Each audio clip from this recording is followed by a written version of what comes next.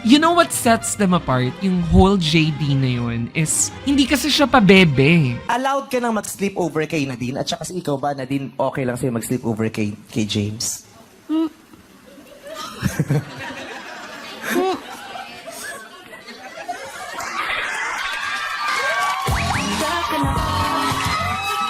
Walang iyak-iyak na parang, mahal mo ba ako? Wala ring babae na umiikot yung mundo sa lalaki. Like Nadine stood her freaking ground, tahimik, kalmado, at hindi naghahabol. Kaya gumana yung JD kasi there was this level of equality between both of them. Hello po.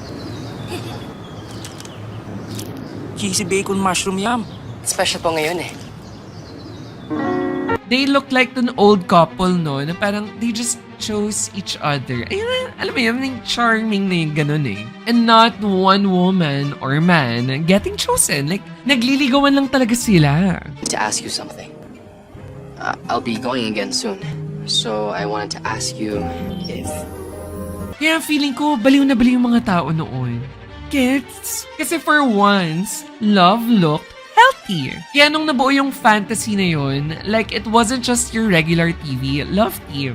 Para na siyang naging relationship ng bayan, no? At si Nadine, like sumasabay lang tayo sa agos ng kanyang relasyon. Ganda.